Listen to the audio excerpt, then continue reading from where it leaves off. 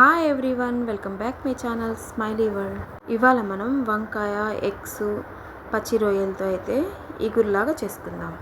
ఇందులో మనం ఇంగ్రీడియంట్స్ అనేవి చాలా తక్కువ వేస్తాము, కాకపోతే మన కర్రీ అనేది చాలా టేస్ట్గా ఉంటుంది. దీనికోసం నేను ఈ రకమైన వంకాయలను అయితే తీసుకున్నాను. ఇది బ్లూ కూడా కాదు, గ్రీన్ కూడా కాదు, అన్ని షేడ్స్ ఉన్నాయి దీంట్లో. గ్రీను బ్లూ రెండు కలిసి ఉంది. ఒక పెద్ద ఆనియను, ఒక పెద్ద టమాటా, కొంచెం చింతపండు నానబెట్టుకొని కొబ్బరి మసాలా రెడీ చేసుకొని పెట్టుకోవాలి. ఇప్పుడు మనం కడాయి పెట్టుకొని ఆయిల్ని అయితే వేసుకోవాలి. ఆయిల్ ఎక్కువ తినేవాళ్ళు ఎక్కువ వేసుకోండి, తక్కువ తినేవాళ్ళు తక్కువ వేసుకోండి. ఇలాంటి కర్రీస్కి అయితే మనం ఆయిల్ కొంచెం ఎక్కువగా వేసుకుంటేనే టేస్ట్గా ఉంటుంది. ఇప్పుడు మనం పోపు దినుసుల్ని యాడ్ చేసుకుందాం. ఆవాలు, జీలకర్ర వేసుకొని అవి కొంచెం చిటపట్లాడాక కరివేపాకుని కూడా యాడ్ చేసుకొని ఇది కొంచెం వేగిన తర్వాత మన ఆనియన్స్ని యాడ్ చేసుకోవాలి. ఈ ఆనియన్స్లోకి మనం ఉప్పుని యాడ్ చేయడం వల్ల త్వరగా అయితే మనకి దాంట్లో నుంచి వాటర్ బయటకు వచ్చి త్వరగా ఫ్రై అవుతుంది. ఇది కొంచెం ఫ్రై అయిన తర్వాత మధ్యలోకి మనం కొంచెం గ్యాప్ చేసుకొని అల్లం వెల్లుల్లి పేస్ట్ని యాడ్ చేసుకోవాలి. ఈ అల్లం వెల్లుల్లి పేస్ట్ మనకి పచ్చివాసన పోయేంత వరకు బాగా కలుపుకొని ఫ్రై చేసుకోవాలి. ఇలాగ మనం జరిపి వేసుకోవడం వల్ల ఆయిల్ అనేది మధ్యలోకి ఉంటుంది కదా, అప్పుడు వేసుకుంటే అప్పుడు మనకి ఆ అల్లం వెల్లుల్లి పేస్ట్ అనేది చాలా బాగా ఫ్రై అవుతుంది.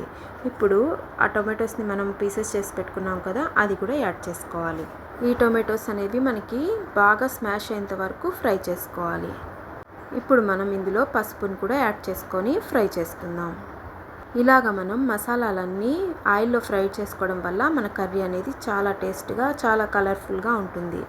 ఈ టొమాటోస్ మనకి స్మాష్ అవ్వడానికి మూతనైతే పెట్టేసి ఒక 2 మినిట్స్ తర్వాత తీసి చూస్తే ఆవిరిపడి టొమాటోస్ అనేవి చాలా సాఫ్ట్గా మనకి కుక్ అయిపోయి ఉంటాయి.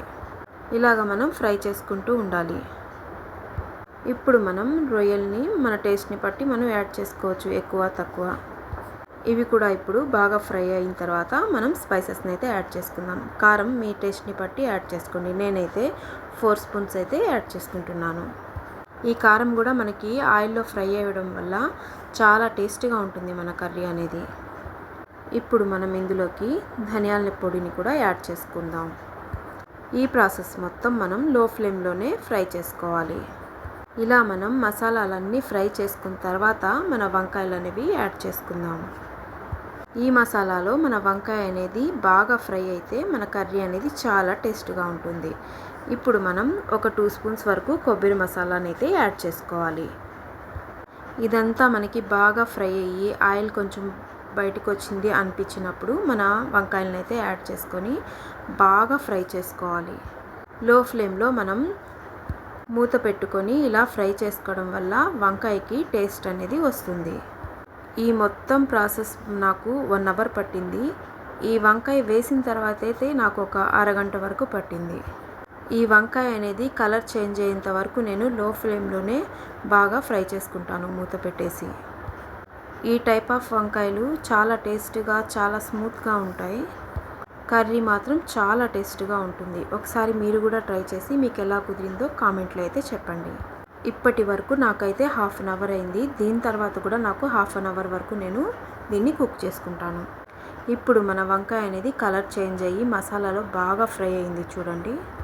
ఇలా కలుపుకుంటూ మనం ఫ్రై చేసుకుంటూ చేసుకోవాలి ఈ కర్రీ అనేది.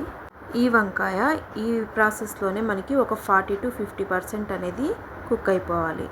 ఇలా కుక్ అయిన తర్వాత మనం నానబెట్టుకున్న చింతపండుని మన టేస్ట్ని బట్టి యాడ్ చేసుకోవాలి. ఈ వంకాయ అనేది మనకి త్వరగా బాయిల్ అయిపోతుంది, అందుకని నేనైతే చింతపండుని యాడ్ చేసుకుంటున్నాను. మీరైతే మామూలు వంకాయలు తీసుకుంటే బాగా బాయిల్ అయిన తర్వాతే వంకాయ మీరు చింతపండుని అయితే యాడ్ చేసుకోండి. ఈ వంకాయకి అయితే మనం ముందుగానే వేసేయవచ్చు. ఈ కర్రీ మనకి వేడి వేడి రైస్లోకి కానీ సంగట్లోకి కానీ చాలా టేస్ట్గా ఉంటుంది.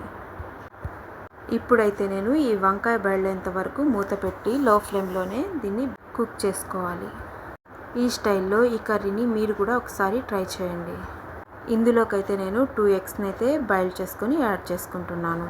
ఇలాగా పులుసు కూరలో మనం ఎగ్ వేసుకోవడం వల్ల ఎగ్ అనేది చాలా టేస్ట్గా ఉంటుంది. ఈ కర్రీ రెసిపీ అయితే పాత రెసిపీ అండి, న్యూ కర్రీస్ అయితే కాదు. అంతే అండి, ఎంతో టేస్టీగా ఉండే మన ఎగురు కూర అయితే రెడీ అయిపోయింది.